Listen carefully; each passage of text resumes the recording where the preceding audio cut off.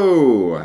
Hi, welcome to Tier List Tuesday. It's Tuesday. Tuesday. I love these. Time to do a tier list. I know. And today's tier list is epic heroes. That's right. Who doesn't love an epic named character? Like Pedro Cantor. Like Pedro Cantor, probably making this list if you think about it. He's actually not bad, but he's not making the top 10 epic heroes list. So last week was non-epic heroes, and people were wondering about epic heroes. So this week we have epic heroes. So this is people who have a name that you can only run one of. Yep. And the reason we split them up, first off, is because it lets us make 2 videos. And making 2 videos is 2 times double the fun. Yes. But also because it lets us talk about more units. Mm-hmm. So units like the bottom couple characters on this list would not be talked about, and we get to actually go in more detail onto our more niche picks, of which we've included a couple. I know. Well, also we had 10 regular heroes plus 3 honorable mentions, and we still felt like we couldn't include everything. So. Yeah. So this just lets us talk about everybody. I know. And we like doing that. Yeah. We like being, inclusive of all Xenos races, epic, and heroes. People. Yeah, it's the whole thing. So if you like this kind of content, please be sure to like and subscribe. If you really like this content, you can check out the link below, thewarroom.vhx.tv, where we have a 3-day free trial going on for the War Room, where you can find all kinds of super fun videos on how to get better at Warhammer, improve your skills, and join an epic community of gamers just like yourself. Yep. All right. Let's go to number 10. Number 10? Number 10. Number 10. This is a bit of a me pick. Yeah, I know. Drago, Caldor Drago. But the Grey Knights are bad, Jack. They have some troubles. I'm not gonna lie, but that doesn't mean they can't have a really good character. Caldor Drago is a great special character with some amazing rules that combos very well with Grey Knights. First off, he gives his unit a 4-up, feel no pain against mortal wounds. When does that ever come up in today's meta? Hard to say, right? None of the top armies do a lot of mortals, Jack. No, none of them do.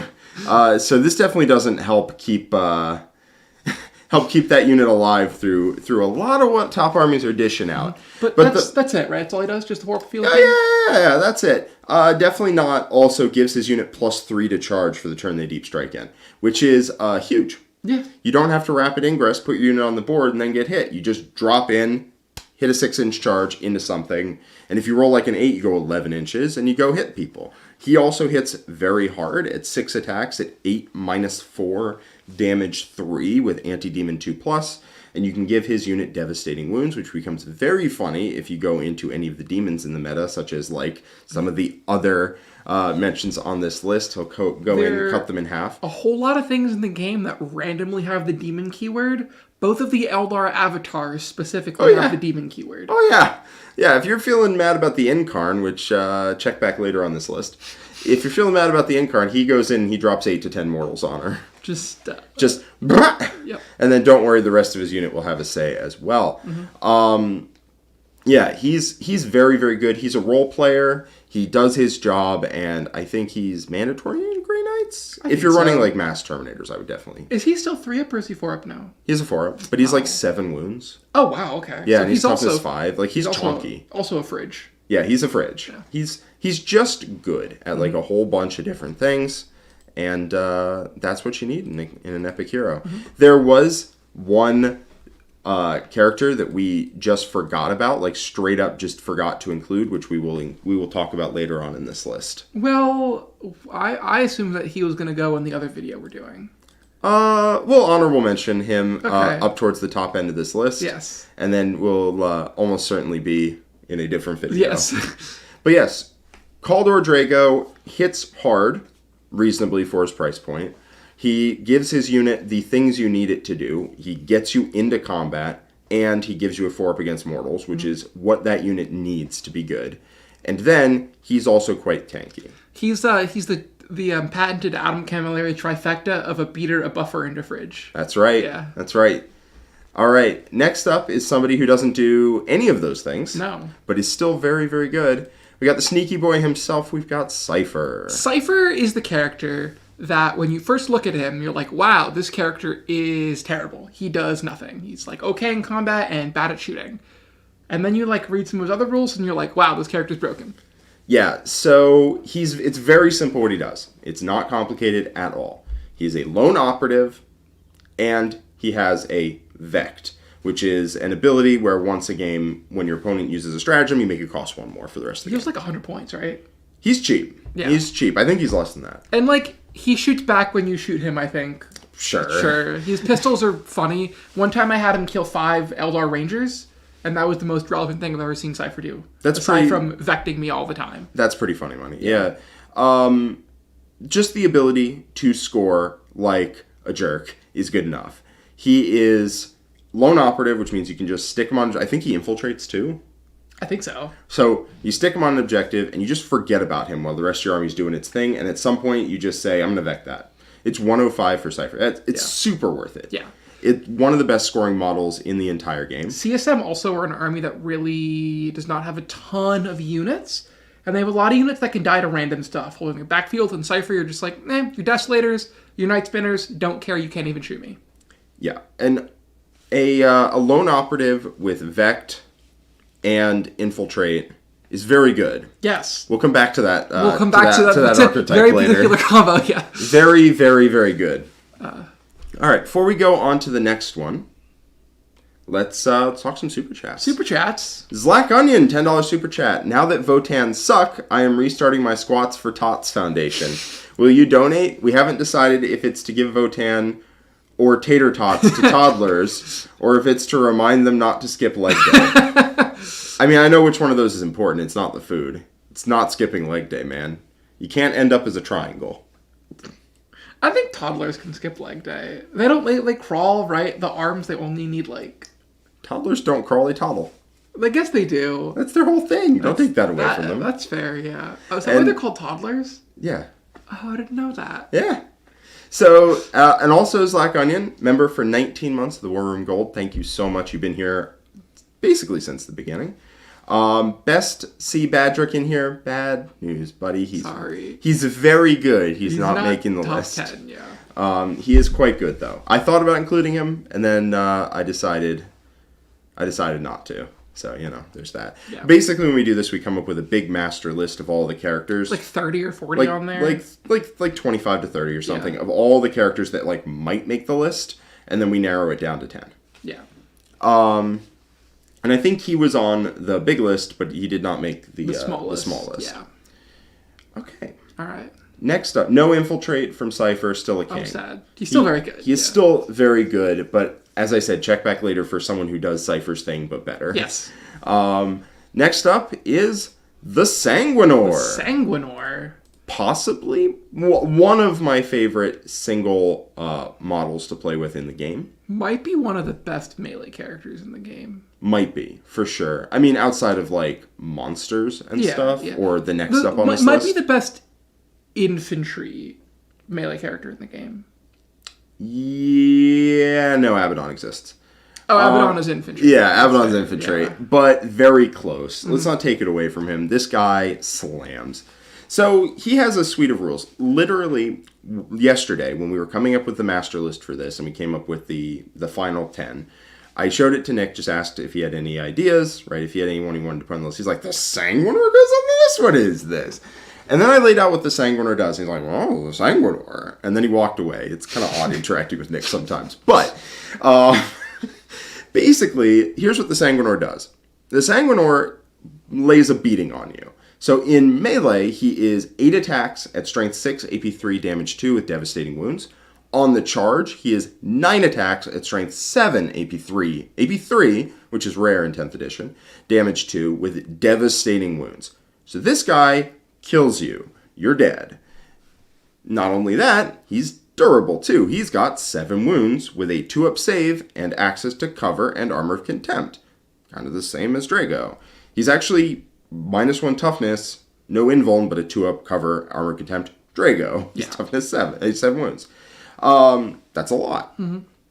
Next up, he's got Lone Operative, which is an insane rule in and of itself. If your army has a Lone Operative, strongly consider taking it. I don't care what it does. Yeah. You'll notice there are a lot of times where people will include a Lone Operative that does nothing. Like the Blue Scribes. Doesn't do anything. Don't do anything. But they move fast. They're kind of annoying to kill. And they're Lone Operative. They're Lone Operative. Yep. The Lieutenant with a combi weapon. Yeah. 80-point guy who pretends to do things sometimes, but is a Lone Operative. Yep. So lone op is just a good enough rule for a character to be included in your list as a thing.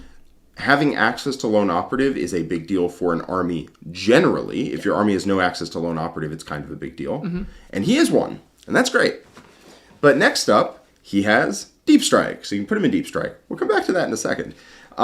He also has fights first. That's a real big deal. So if he's in combat, he's going to be swinging first. And that is a huge deal when he swings as hard as he does, and also has access to heroic challenge to be like, oh, you charge me? Yeah, your character's dead. Yep. Also, some of his friends, too, because I hit hard enough for that to happen. Yeah, it's like your captain and half the squad. Yep, all gone. Bye-bye. Or you just go through the squad the hard way, kill the squad, and the captain is, like, soloing the Sanguinor. Yeah. Not really going to work. No. But he also has 2 fun rules. The first one, he's kind of a buffer. He's a 6-inch or a reroll battle shock and leadership. It's not terrible. It's not terrible. It's actually quite good. It's come up a couple times when I played him. It's legitimately pretty good, especially into some matchups. But the second one is if he's in reserves. If he's in reserves and your opponent charges you, he just appears within engagement range of an enemy unit. Just boink! He's in there, and guess what? He fights first. Now, he doesn't count as charging when he does this. But don't worry, 8 attacks at strength 6, AP 3, damage 2, devastating wounds is usually good enough. Yeah. And then he can get buffed from the Sons of Sanguinius detachment, which is like fallback and charge, which is quite good. If you appear somewhere your opponent didn't want him to be, and then fall back and charge into his backfield, is a very strong ability to do. Fighting like Necrons, you can appear behind the Technomancer when they Lich Guard fight, and then be like, your Technomancer and your Lord are dead. Yeah. Yeah. Yeah, all your buffs are gone. Now fight a Blood Angel army. Yeah, if they ever charge you, the Sanguinor just pops in to have his 2 cents and just let them know what he thinks real quick. And then the combat can happen afterwards. It's super good. Very, very solid. He can also get lance and lethal hits on the charge, which makes him real good at killing. The Sanguinor is like what the Solitaire wants to be. I think that's a good way of putting it. The Solitaire, like, goes into the gym every day and, like, looks at a picture of the Sanguinor and is like, one day I'll be you. Yeah. And having a 2-up armor save with access to armor, contempt, and cover is gross. Also, currently his model is very tiny, which lets him slip in tiny little cracks in units and whatnot, although...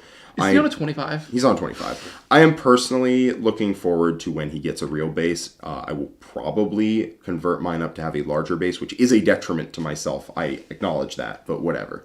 Do you want to know how much... I would pay so much money for, like, a Primera-sized new Sanguinor. Oh, yeah. Like, can big you time. Imagine? Well, I'm planning on converting Sanguinius into him. Yeah, I could... Like, the model, like, getting rid of the diorama and whatever, and just putting him probably on a 32mm base, which is, like, close enough. Again, it is worse for me to do that, but, like, it looks cooler, so I'll do it. Dante also was on 25 for a while. I played him on a 32. But he's so cool. Like, honestly, one of my favorite characters in the game. You can tell by me just going absolutely bananas over Show it. him my tattoo. Oh, yeah. Sorry. Yes, I have I'm Codex compliant now. It's on the right shoulder and or the left shoulder, but the correct shoulder and everything. Yeah, love Blood Angels. This guy is insane to play with. He's so much fun. If you haven't tried him, do it. He's great. Yeah. Okay, next up, we've got the Lion. The Lion. A man whose rules, to be quite frank, are endless. I forget. He's got a lot of them. So what does he get you to start off? So he's like toughness 9 with a 2-up armor save and a 3-up invuln, and he's -1 to wound, and you can give him armor, contempt, and cover if you really want to. Yep. So I have his rules up here. Also, he has lone operative as he's within 3 of another Dark Angels unit. Yep. They have to be infantry, but... Okay, sure. Yeah. But like, he's very durable as he is. He's more durable than Mortarion, which makes me annoyed, but, such is life. Yeah, it's sad funny. It's not, like, happy funny. It's the 3-up invuln that really pushes him over the edge. Yeah, oh, look, another lone op. Yeah, you're right, True Skywalker. That's so weird. What a shock. Lone op, it's lone good. Operative, yeah. Yeah. Also, he is not pillow-fisted anymore. No, he's not. He's really not. No, he will mess you up. So, read his combat profile. So, combat profile. By the way, he fights first. Yeah, so he's a lone operative that fights first, which was good on the Sanguinor. The Sanguinor hits hard. The lion hits harder. The Sanguinor hits like, I'm gonna kill your captain and the 3 dudes behind him. The lion hits like, I'm gonna kill your charging knight. Kind of hard. Oh, 100%. Like, so he has either 8 attacks. All this hits on 2s, obviously. The lion don't hit on 3s. 8 attacks with lethal hits at strength 12, AP 4, damage 4. Mm-hmm. Or 16 attacks at sustained hits 1 at strength 6, AP 3, damage 2. He's literally 2 Sanguinors glued together on that profile, minus dev wounds. Yeah, so he doesn't even need Epic Challenge. He will just go through the squad and then kill the character. Yeah, kill the unit, grab the character, kill him too. Yeah. If you need it, you can give this guy Oath. If you, like, I don't know why you would. You just walk into a unit. He walks through a knight, just like through one. Like, the odds, if you have Oath up, you will kill a knight, basically guaranteed. Yep.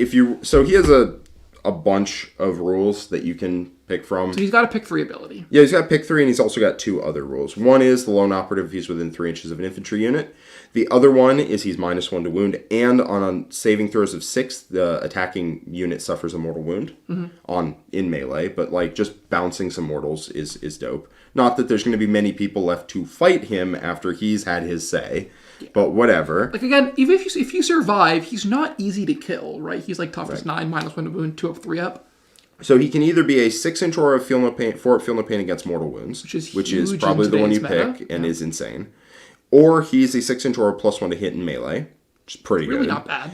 Or once a turn, when an enemy targets a unit from their army with a stratagem within 12 inches of the lion, before the stratagem's effects are resolved, you gain a CP, and your enemy must take a battle shock test.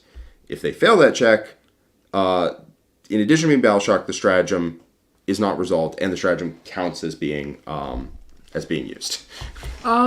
That's very theoretically scary. Yes, there's a whole lot of conditions to that, but like if it works, it's great. Yeah. Yeah. Yeah, if it works, it's backbreaking. Yes. Sorry, Custodes. Sorry, you rolled a 5. You can't auto-pass this, by the way, because it's not in the battle shock phase of the command phase. So you can't actually auto-pass this. Sorry, Custodes. You rolled a 5. That means you're not -1 damage. And in fact, nobody can be -1 damage. And I gain a CP. And you're out too. Yeah. He's damage force, the -1. But whatever. He kills Custodes. Sure. Like, I'm assuming that if your Custodes are... I mean, if your guys are going into Custodes, then... Oh, no -1 damage. Sorry. Bonk. Yeah. No, he's very good. Yeah. Or you're +1 to hit in melee to counteract their -1. He's very good is the point. Yeah. He's a buffer. He's a beater. He's a fridge. He's quite good. It's the whole thing. Yeah, we're only at number 7. Yeah, this guy's great. Luke Rowley. Hi guys, how do you rate Calgar in 10th edition with Blade Guard as a 4-up blob or aggressors for +20 points and an apothecary biological flits? I have no idea what Calgar does. I used to know what Calgar does. Let me look him up. Yeah. Give me just 1 second if you want to read the next one. We'll get back to that. Catchy, how would you fix Grey Knights? Jaeger, best hero? I don't think Grey Knights need to be fixed. I think they're fine as it is. I think they could use some points drops, honestly. Their units are a little on the expensive side for what they do, and I think if you just get a couple more units in there, I think the army is going to be where it needs to be. Yes. JS, welcome to the War in Bronze. Thank you. Also, if Psycannons were AP2, like, come on, please, why? Like, what is this? Or ignores cover. Or ignores cover or something. Yeah, so one of those two. But I think it's mostly just points drops. You need like a couple more units in there. Yeah. I would say. So Marnius Calgar has a good stat line. It's not going to surprise anyone. He slams in melee. He's twin linked at AP3, damage 3. That's pretty solid. His abilities are leading a unit. You can shoot and declare a charge if you advanced or fell back. You gain extra CP every turn. And he gets 4 at Feel No Pain while he has 1 or more Victrix Honor Guard models. He's pretty good. How many points is he? He is... This is bottom there, yeah, unit comp. He's 205 with his 2 Honor Guard. Okay. I mean, I don't hate that. Just keep in mind, the 4-up Feel No Pain only applies to himself. I'd probably take him in Blade Guard or Aggressors. Yeah. Yeah, one of those two. I mean, he does most of the heavy lifting. So advanced shoot and advanced charge probably makes me want to take him in Aggressors. That's really what I would probably do. Because if you take him in Aggressors, you advance, shoot, and charge. Just really helps the unit out. And then you could take a if you can add an Biologist Apothecary to the unit, You can also give that guy Boulder Discipline. And then the unit advances, shoots, lethal hits, and sustained 5-ups, and you just start ragdolling people. That is quite good. It's pretty not bad. It is very expensive. Yes. That unit is like 500 points. Yeah. But it's pretty good. You get the harm assist in there. The harm assist is so fun. The harm assist is pretty cute. Mm-hmm. All right. So, who could be better than the lion? Maybe someone bigger. Badder. We're kind of blurring the lines between the whole monster, vehicle, character thing. Whatever. Shalaxi! Shalaxi is a truck headed right for your face, and I would love to see you stop it. I'm not going to. No, you're not going to. So, Shalaxi, let me just double check her rules. So, She's toughness 10. She is. She's also got a 5-up Feeling of Pain. Yep, that's insane. And I think she rerolls hits, wounds, and damage against characters. That's correct. She's also D6 plus 2 damage, which let me make sure. Yeah, she is. So rerolling damage. Not dev wounds. She has dev wounds on her 4 extra snapping claw attacks, which really like to have reroll wounds. Thank you very much. Mm-hmm. Yeah, so she is a fridge because she runs in at toughness 10, movement 14, and she can rapid ingress. So she's coming for you. So you can rapid ingress her at the edge of the Bellicor range. Mm-hmm. And then zoom forward. Can she advance in charge? She certainly can if she's in shadows. Oh, that's good. And she's very fast. Yes. Very, very fast. And she's toughness 10 with a 4-up invuln, 20 wounds, and a 5-up feel no pain, which if you've never experienced that firsthand... She's not easy to kill. Yeah, she's hard. She's hard to kill. Especially when there's other demons hanging around with a 4-up invuln. No 5-up feel no pain. It's very easy to get into the mindset of I can kill a big guy, or I can hurt Shalaxi, which doesn't matter. So I'll kill the big guy, and then Shalaxi hits your lines at 20 wounds, and then murders something. Yes. And then you sit down and go, well, I can ding Shalaxi, or I can hurt a big guy because she's killed the most expensive thing in your army. And you're like, I'm going to lose this game now. You and Nick played a game, and Shalaxi came in to a full health Lord of Skulls and flipped it on its head without using her claws. Just tore it in half. With just a spear. Just killed the whole thing from full to dead. Yes. Yeah, and if, as Trent points out in the chat, if you have a character joined to a unit, that is a character unit. Yep. And she rerolls hits, wounds, and damage against it. Yeah, no, she's very good. She's very solid, and she also can use Epic Challenge. So she can run into a unit and say, you! And just tear that guy in half. Also not Titanic. Like towering? Towering, sorry. Yeah. Yeah, so you can hide her. You can. I mean, she is doing the full T-pose, right? Yeah, she is. So she's doing this. She's hard to hide. Doing the magnet. Also, her gun, I think, is pretty good. Her gun's alright, you know. It's pretty not bad. Her gun is... So she has 6 shots at strength 6, AP 1, damage 2, assault. Mm-hmm. And she also has the Pavane, which if you overcharge it, which you will, is D6 shots at sustained hits 3 at strength 9, AP 2, damage D3, dev wounds. That is pretty good. Yeah, it's pretty good. Like, it's not nothing. She is expensive. She's like $430 or something, $450. How much is she? She's 400, I believe, on the nose. Is she? Yeah. Oh, wow, she's cheaper than I thought. Yeah, she's expensive for big monsters. You get a lot. You get what you pay for. She kills everything. Yeah, she is great off a rapid ingress. She's great off a 6-inch deep strike charge, so it's very tough to avoid having Shalaxi connect with the thing you don't want her to connect to. Shalaxi is great if you're running demons. I think she's just in there as just a cool it. You know, you're telling your opponent, hey, calm down. Oh, don't make me get Shalaxi. If you keep mouthing off to me, I'm gonna get Shalaxi, and she's gonna be mad at you. And your opponent's like, oh, okay, I'm sorry. And then they just play back because they're afraid of having Shalaxi show up and just. Yeah, Shalaxi kills your army, while the rest of it kind of gets points. Yeah. Yeah. That's basically it. And Shalaxi also sits waiting in the wings while your army does the nonsense demon stuff of like holding objectives and sealing objectives and scoring secondaries and doing all of that stuff. And then at some point, Shalaxi shows up and punishes your opponent for trying to stop you. Like, your opponent needs to push out to do things against you. But then Shalaxi goes, boom, right into them. Yes. And then your opponent has other problems. Shalaxi's great, man. She's quite good. She also takes attacks away from units. Like, she points at a unit and says, you... Like, she has She has the reroll. You reroll charges against characters, monster vehicles. Oh, really? And reroll hits, wounds, and damage.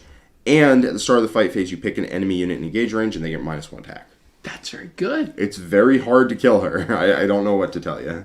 Yeah, she's great. She's great. But someone who's a little smaller. A little smaller. A little smaller. Another demon character. Another demon character. We're back to the Lone Ops, baby. We've got the Changeling. Ooh, the Changeling. The Changeling might actually be better than our number 4. The Changeling is a real jerk. I would take number 4 over number this one, but they're both quite good. Do you remember the game? I actually don't know if I would. Really? The Changeling is nuts, man. Okay, let me tell you what the Changeling does. Yeah. So the Changeling is 5... So Lone Operative, first off, which if you're not getting it at this point, it's a really good keyword. Lone Operative, and I believe has Stealth too, and -1 to hit. He has 5 wounds with a 4-up invuln at toughness 4. So he's... Not nothing. Not easy to kill. Rando bolter fire will not kill him. Right. Yeah. And then, on top of that, he has a couple rules. One, he is a pretty good flamer. It's like D6 plus 3 shots. It's strength 6, AP1, damage D3, ignores cover torrent. Oh wow, that's actually like right. That's a real gun. Yeah, that thing will mess you up. It's great. the flamer, you just like, oh, he's a little scoring piece. Also, your unit's dead. Sure, but he has a couple rules. So let's say your opponent runs up on this guy to kill him. Right? They get within 12. Which is the first check of being able to deal with it. Mm-hmm. So he has two rules past that. One, he has stealth, which makes him annoying to shoot. Yes. Right? Second, he picks a unit at the start of the shooting phase and roll within 12 inches and visible and rolls a die.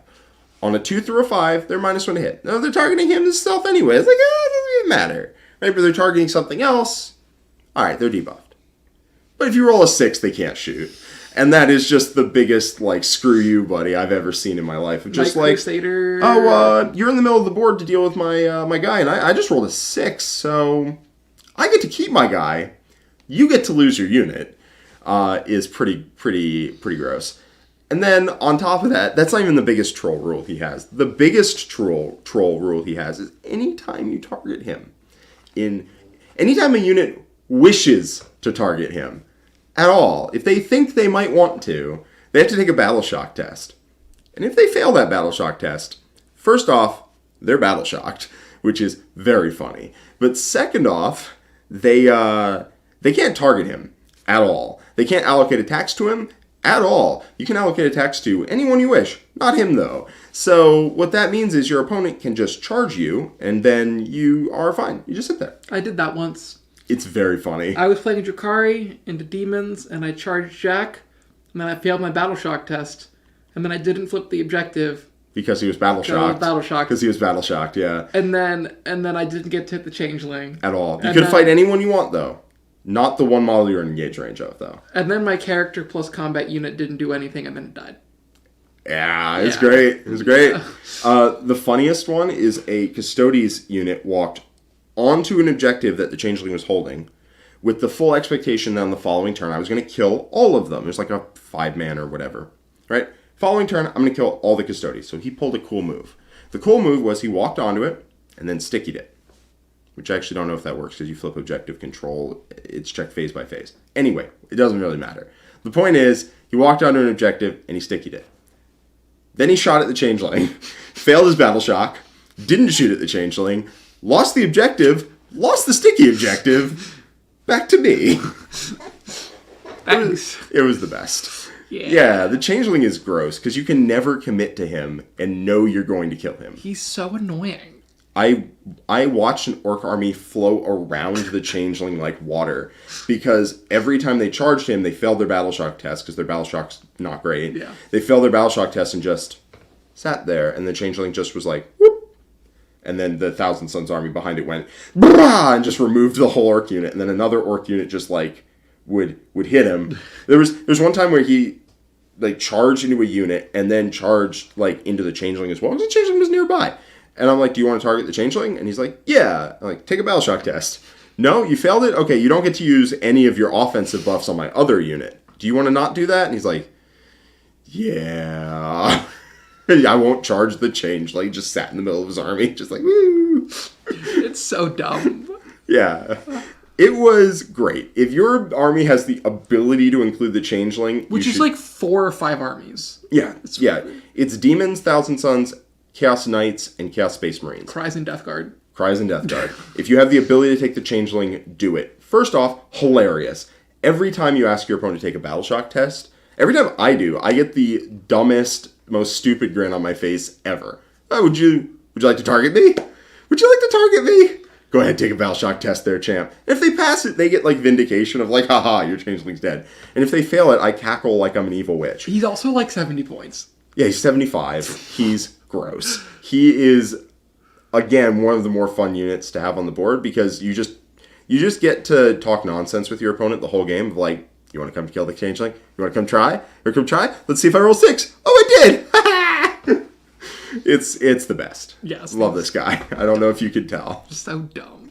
All right. It is the funniest model on the face of the planet. Number 4. Number 4, the Calidus. You thought Cypher was good. Calidus is like him, but she teleports and infiltrates. Yeah. And she's 10 points more. She is less durable. She's 4 wounds with a 4-up invuln.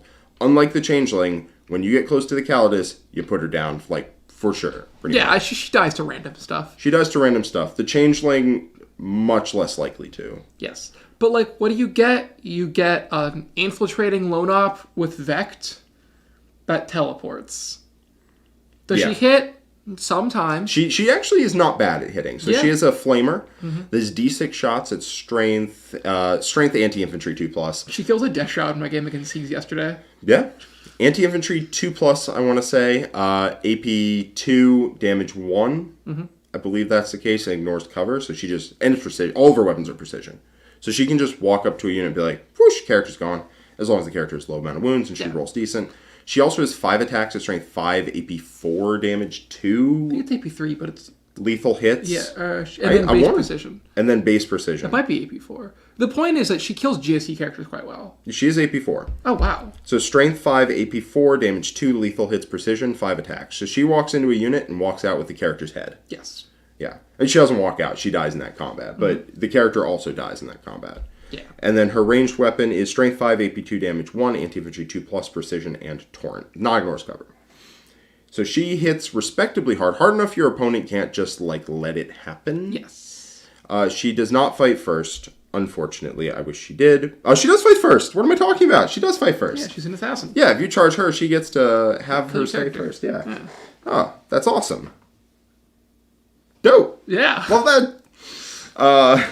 Yeah, so she fights first, she infiltrates, she's lone operative, and then she also has a Vect, which is great. And then also at the end of your opponent's turn, you can pick her up and then deep strike any around the table. Yep. And if you don't have the lingo down, basically a Vect is a shorthand for making a stratagem cost 1 more for the rest of the game. Yes. It is a great ability to have, and Drew Skywalker, it does apply even if the character dies. So if the character dies, and you've already used it, you can't use it after she's dead, obviously. But if you use it, then that stratagem is just that way for the rest of the game. And that's a really good ability. Mm-hmm. She's just a great scoring package. If you're an Imperium army, think about taking her. She's great. She's 115, so she's not free to throw in. Not every army needs her, right? The Changeling is 75. So, like, if you have access to it, take it. Yeah. Also hilarious. I can't get over that enough. But the Calidus is 115, which means she's not free, but she is amazing. I've made the mistake early on of just throwing her away for like a couple points. Don't do that. She's a lone operative. She can survive most of the game, and then the late game where you know exactly where she can be without getting hit, she can go there and do the thing she wants. And yeah, the fight first means that most skirmishing units running up on her will just die. Yeah. Because strength 5, AP 4, damage 2 is pretty rough. Yeah, she'll kill like the last 3 Marines in a squad or something. Yeah, she'll mess up some warp spiders or something if you just try and charge to get distance, like if you're behind a wall or something. Yeah. Black Library suggestion of the day, Assassinorum Kingmaker features a Calidus riding an Armiger, and it's so good. She impersonates the Night Pilot and uses it to trick the mission. Spoilers! Okay. Jeez, like, what are we doing? But whatever. It's really good. All right. Calidus is just a great role player for basically every Imperium army. If you can fit it in, it's a great mission scoring piece if your army's not already good at that. All right, next up, we've got the big bad boy himself. We've got Abaddon. Here's a good point to mention that I forgot that Canis Rex exists when I was making this list. Spoiler alert, he will probably be in the top 10 monsters vehicles thing, so we'll talk Almost about certainly it there. will be there, yeah. But that's just a big old oopsie doopsie. He would be on this list somewhere. We were for thinking sure. monsters were vehicles with him, but no, he also has the character keyword. He does have the epic I think hero all the keyword. big knights technically do. No, the big knights don't have Oh, they that. don't? They do. No, Oh, no, they don't have epic hero. Oh, they have character, but not epic hero. Yeah. Right, yeah. So he would be somewhere on this list if I had just remembered my rules, but I didn't, so you all have to suffer through having Drago on there instead. Get it in. We got him, boys. All right. Alright. Up right now, we have Abaddon. And Abaddon, I know most of his stats pretty much by heart at this point. So, the big thing he does, he's like 9 wounds, 2 up, 4 up, toughness 6 or something. He's actually not that durable, but he can lead a unit. Specifically, he leads Terminators. And that Terminator unit is 670 points, if I remember boy, correctly. is it worth it. And it hits insanely hard and is way harder to deal with than I you had think. Abaddon solo Wraith Knight once. He's like damage 3, devastating. I think he's damage 4. Might be damage 4. He's damage 3 on Draconian. Yeah. But you can give him full rerolls to hit and wound. And he gives you CP when you pass your pact. And also he has an aura of 4 up and or an aura of 4 up Feel No Pain. 4 up Invuln, sorry. 4 Feel No Pain would be number 1. But yeah. And what's the last one? I think he rerolls pacts and leadership tests. So yeah, he can reroll pact checks and I believe battle shock tests within 6. He can get 4 up Invuln or he can reroll all hits. His unit will reroll all hits as well whenever they pact, so that makes him hit even harder. Yes. He has every keyword. That is the big one. That's the big effect. The big thing is all of the strats good on his unit. Yes. He makes them all, he gives them all the upgraded effect. He gives them undivided Nurgle, Khorne, Tzeentch, and Slaanesh. So the unit can resurrect guys, can advance and charge, can be unshootable, can get full rerolls to hit and wound, and I forget what the Khorne strat does. The Khorne strat fight on death, but they fight on death on a 3+ instead of on a 4+. That is, whatever you... It's quite good, don't worry. When you commit to that Chaos Terminator unit and they all, like most of them fight on death, you'll feel it for sure. Yeah, no, they are 670, not 690. I just did the math, just to prove that I'm right. He hits insanely hard. When they pact, they can choose basically whatever they want because the keywords let you get access to either. So basically, no matter what you do for your pact, you will trigger on a 5-up. So if you decide you want to get sustained hits, that'll happen on a 5-up because Nurgle in shooting and Slaanesh in combat, I want to say. And if you want to get lethal hits in shooting, that's Tzeentch, which you have, and you'll get that on a 5. And if you want to get lethal hits in melee, that's Khorne, which you will also get. So that means most of the time the unit's going to be either lethaling on 5s or sustaining on 5s in combat. And then also, whenever you pact, they reroll hits. And then also, when they pact, they'll get a CP back, which off of Abaddon is nutty. And then, so this guy hits 8 attacks with exploding 5s and full rerolls at strength 14 AP yes damage. Ow. Yeah, according to Micah McComb, exploding 5s and rerolling everything not a 5 on Draconian is a hell of a drug. It sure is! He walks into a knight and does 30 damage on average. I've done the math. Yeah. He's 8 attacks at damage 3. Don't worry, that will be 30 damage. Because they don't only have all of the god keywords, they also have Chaos Undivided, which lets them 1 CP reroll hits and wounds. Yeah. Quite good. This unit will kill anything in the game that it gets to swing at. I don't care what it is. And Abaddon is most, if not all, of the reason why that's possible. In addition, a real hits aura is great with Forge Fiends. It's great with Lord of Skulls. It's great with anything you want. It's great on Accursed Cultist, so is a 4-up Invuln aura. All of that's because of Abaddon. Abaddon lets his unit not be shot over 12, which lets it literally just walk right at armies without being dealt with. Oh, but what if they want to shoot you, Jack? They have to get within 12? Yeah, well, if they're within 12, guess what? You get charged You're next going time. to res a model, Yeah. and then you're going to go charge It's them. also like, even if they do shoot you, it's still 10 Terminators in Abaddon. Yeah, they have to get within 12 for that, so they can't do it with their whole army. No. No. It's also, like, not easy to kill. Also, the Terminators, Abaddon's just crowd surfing on the Terminators. He doesn't, like, actually care how many of them die, because he does all the damage. Oh, yeah. Yeah, I mean, like, the unit does a decent amount, too. When I said I killed the Wraith earlier, it was not... The Terminators didn't swing. Abaddon walked up and said, your Wraith Knight takes like 25 damage. Yeah. And it just died. Oh, yeah. Yeah. Big time. Like, full to dead, just goodbye. You almost never use lethal hits in melee because what does he need lethal hits on that he can't get sustained hits? Winning on 2s or 3s. Yeah. Yeah. Full rerolls. Yeah. So, like, you almost always are going to pick... you're almost always going to pick sustained hits, and then those 8 attacks are like 12 hits, and then it's AP 4, so... have fun with that. Yeah. Even at -1 damage, yeah, he'll just scoop a Wraith Knight on average by himself. Him and a unit of a Blitz tabled like 1,400 points of Custodians in 2 turns at LSO. Love that guy. Yeah. Yeah. Yeah. Yeah. Yeah. Yeah. This guy hits like like a truck. Again, buffer, beater, fridge. I love how every character on this list is either like Cheeky Lonob or Buffer Beater Fridge. Yes. Yes. Yep. The next character on the list is not a buffer. She's kind of a fridge and a beater. Yeah, she's a fridge beater. She's a fridge beater. But boy, does she do it. The Incarn. The Incarn. One of the most nonsense sets of rules in the entire game. So, the Incarn, she lost... Again, we're blurring the lines between character, monster, vehicle, whatever. Canis Rex should be here, and non-the vehicles one, but he'll be over there. Canis Rex, where would you put him? Like, 8, 7, top 8? 5, somewhere in there. Okay. Maybe not. He went up in points. Yeah. So yeah, he'd be probably 7, in like 8. the 6, 7, 8 range. Yeah. I think he's probably whatever the line is, he's one step above, and then Drago goes off. He's definitely better than the Lion. Yeah, I would put him after Shalaxi before the Lion. I think he's better than Shalaxi. Okay. Yeah, I think he So would have 6, he would have he'd be 6. occupied our 6th spot. And then yeah. Drago would be heated. He should be 6. Yeah. The Incarn. Go off, King. Okay. Please. Eldar models. I get to talk now. Ooh. So I think she lost an attack or 2. And she also lost Ignore Invulns on her sword. But what did she gain? She gained the ability to charge after she appears. So, the Incarn, if you don't know, is a T10, 2-up, 4-up, 12 wound, half damage monster who you can make -1 to hit and -1 to wound. She has access to face dice, so you can blank a save a turn. She has a gun that is really quite respectable. It's 6 plus D3 shots at Flamer, 7, 1, D3. It's pretty good. Pretty good.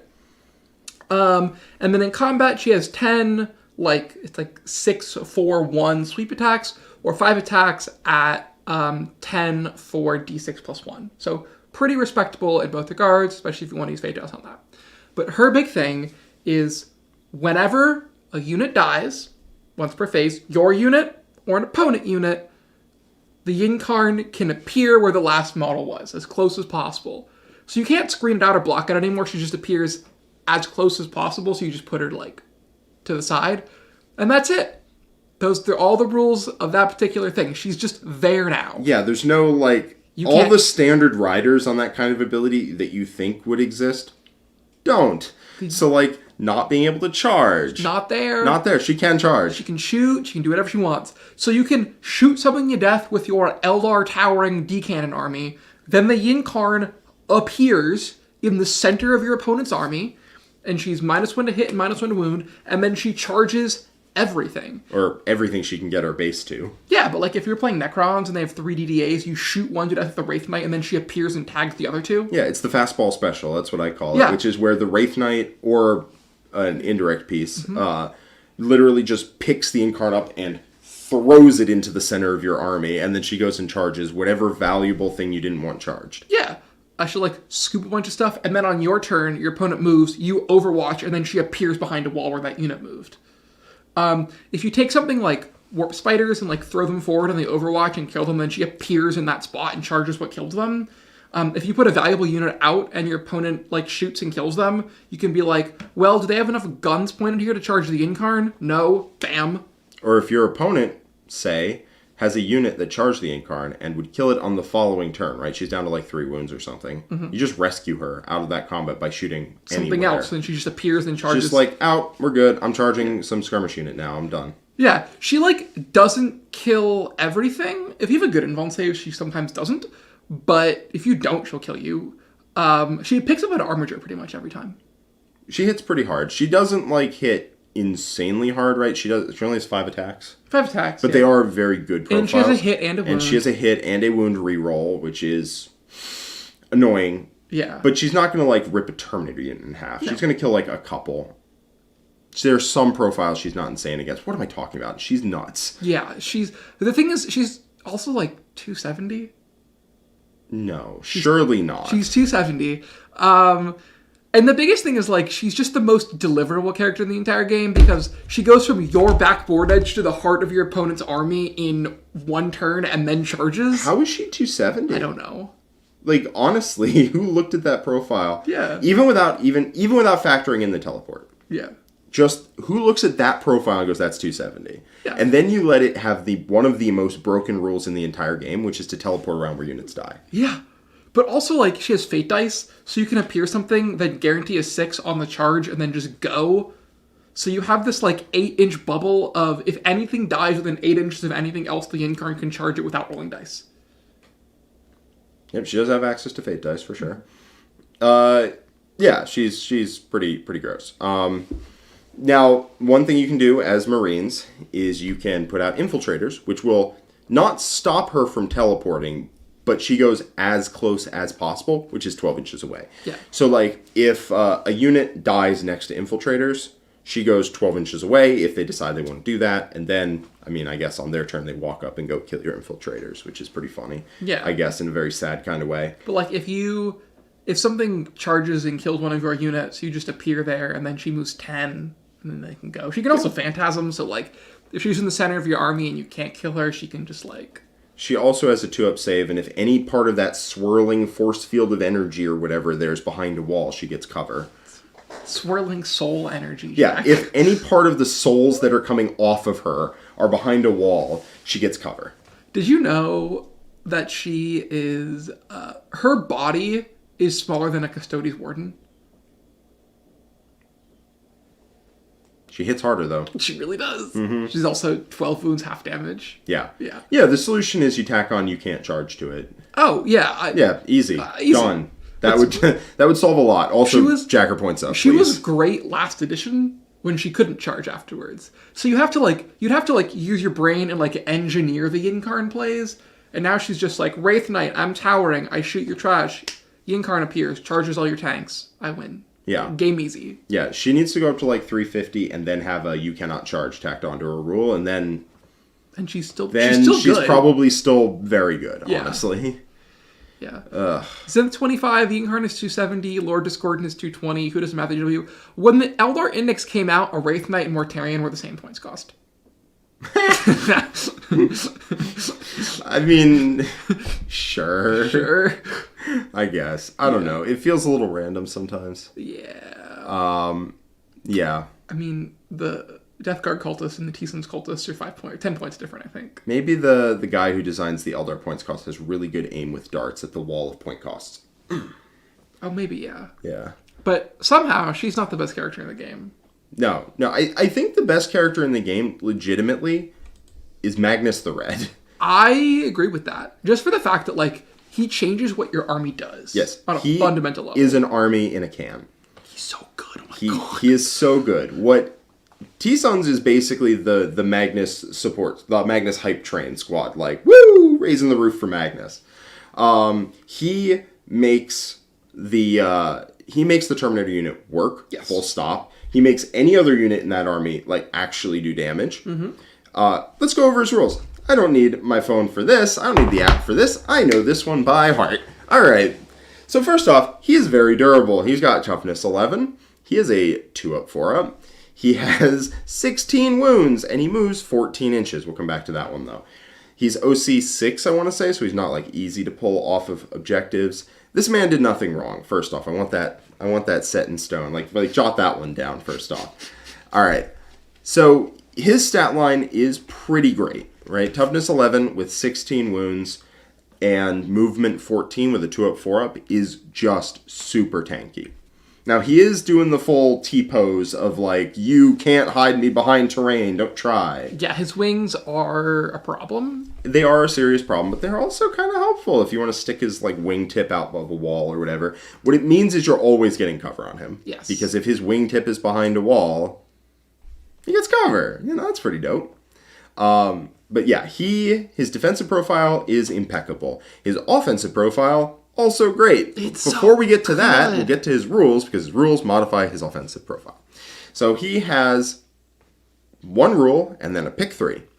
So his one rule is that he is it's not a big deal, actually. We can probably skip it. It's only that he's a 6-inch aura +1 to hit and wound for psychic weapons. Not a big deal. Isn't that like all the guns in the army? Yeah, that's all the guns in the army. So he's a 6-inch range +1 to hit and wound for the army, which is gross. It is good. Yeah, it's real good.